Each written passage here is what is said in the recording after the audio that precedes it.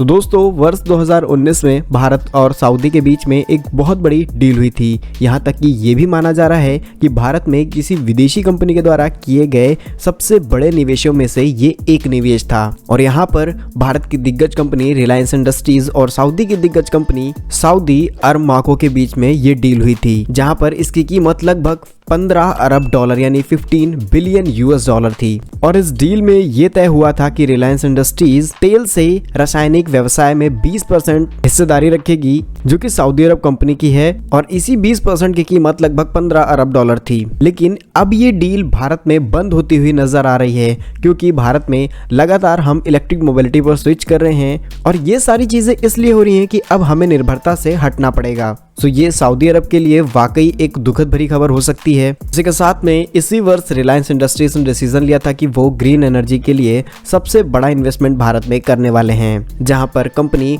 Hydrogen का production करेगी, PV modules की मैन्युफैक्चरिंग करेगी, सोलर सेल्स की मैन्युफैक्चरिंग करेगी, बैटरीज और हाइड्रोजन करने वाले इलेक्ट्रोलाइजर्स को बनाने का काम भी करेगी, जिसके लिए 4 गीगा फैक्ट्रीज भारत के अंदर लगाई जाएंगी। और इन सभी बड़े प्रोजेक्ट पर रिलायंस इंडस्ट्रीज काम करने वाली है। एंड ओवरऑल जो इन्वेस्टमेंट है वो 10 बिलियन यूएस डॉलर की है, जहां पर प्रधानमंत्री जी ने भी डिसीजन लिया था कि वर्ष 2020 तक जो हमारा कार्बन उत्सर्जन है वो 35% तक कम हो जाएगा और 2030 तक भारत 40% से लेकर के 50% जो इलेक्ट्रिसिटी है वो ग्रीन एनर्जी से प्रोड्यूस की जाएगी। और इसी के साथ में इंडिया वर्ल्ड का 5th कंट्री बन जाएगा इन ग्रीन एनर्जी। और इसी ग्रीन एनर्जी के तहत रिलायंस इंडस्ट्रीज ने रिसेंटली नॉर्वेजियन, जो कि एक सिंगापुर बेस्ड कंपनी है जो सोलर पैनल्स को मैन्युफैक्चर करती है, उसे भी 771 मिलियन यूएस डॉलर में भी खरीद लिया है। और इसी के साथ में रिलायंस इंडस्ट्रीज दुनिया की कई और कंपनियों को अक्वायर करने के लिए काम कर रही है, जिसमें वो बहुत जल्द सफल भी हो जाएंगे। सो भारत और सऊदी के बीच हुए इस 15 बिलियन यूएस डॉलर के बंद होते हुए सौदे के बारे में आप लोगों की क्या राय है, कमेंट बॉक्स में जरूर लिखिएगा।